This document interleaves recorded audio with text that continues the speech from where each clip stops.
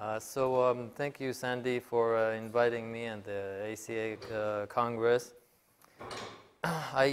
We only have 2 hours, which is a little bit on the short side of things. So I divide the talk today, the seminar, into, when I speak English, is it clear to everyone? Okay. So I divide this 2-hour seminar into 3 parts. One is just give the introduction what Hunyuan is, and I'll do it through a few stories, which are also actual, what you would call actual, like things I normally like to incorporate things that just happened today, yesterday, to bring my point. So I will explain what Hunyuan is, the style of medicine that we're practicing, like me and my fellow students. And then we have part that is dedicated to the principle or the theory of this, our kind of Chinese medicine, and then to the practical side. How do we do the herbs in acupuncture? So I'm going to go through these 3 in this session.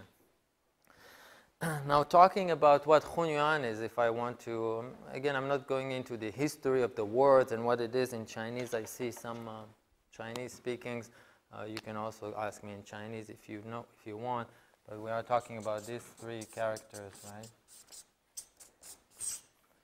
So what I want to explain today is not really the meaning of the words or the name. It's really just what the sense of it, the spiritual part of it, the meaning of it, not so much what the words mean. The words just mean the mixed origin or something that was original mixed. Yesterday I was listening to Paul Unschuld, to his talk. One of his talk was very, very interesting. And in the talk, maybe many of you were in that talk, there was an interesting encounter between him and another good physician named Li Yiming, right, his name? Very interesting, because Paul Unschuld is a great scholar, a historical scholar, which I know, his work for a long time, because I researched history of Chinese medicine for a long time. And the other practitioner, which I talked to in person in the afternoon too, is also very good practitioners, not so much a historian in university, but the Chinese medicine practitioner. And you can see that there is like somewhat of a conflict between people that just want to know what the text says and authentically what it said, and practitioners, as Paul Unschuld said yesterday, practitioners that just want to know what the medicine works. And what really was said is not exactly 100% important. And a few months ago, actually, I had a correspondence with a professor from Zurich University, just by coincidence. A scholar of Mencius is another philosopher, and somehow I have works about Mencius, so I was corresponding with him, and he put an argument. He said, there are 2 kinds of people that looks at ancient texts, Chinese text or any text. They said you have readers and you have users, and this was actually exactly it between them. He says readers, they try to find the real text in history, what they said. You access it from the philology of it, the etymology of the characters, understanding the political situation, let's say in the Han Dynasty, and there's a big story there to be told. And that's what Paul Unschuld is doing.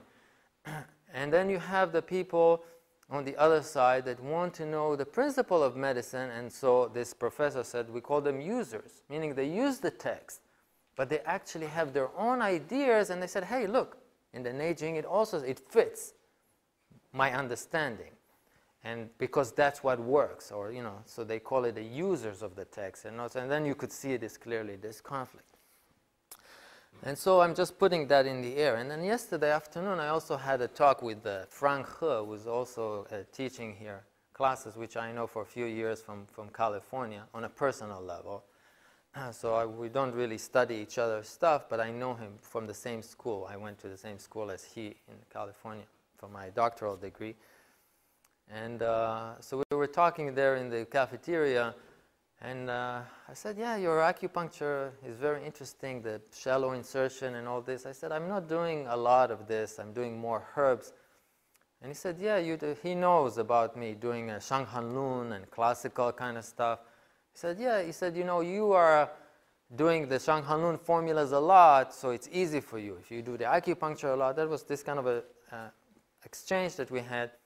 He said, like, when you teach in the seminar, he tells me, you explain the Shanghanlun, this formula, that formula. I said, no, when I teach a seminar, I tell people that all the Shanghanlun formulas are wrong. So he looks at me. He's like, he expected something else, obviously, right? Everybody who don't know really what I teach, they just know that I'm doing classical stuff. So that's not what I should say. I should say, I teach the formula, it's good. But in reality, this is part of my introduction, where I'm heading to. What do we study in Hunyuan, really? We study the classics all the time, but for what purpose? What do we do with that? And for that, I want to bring another story. In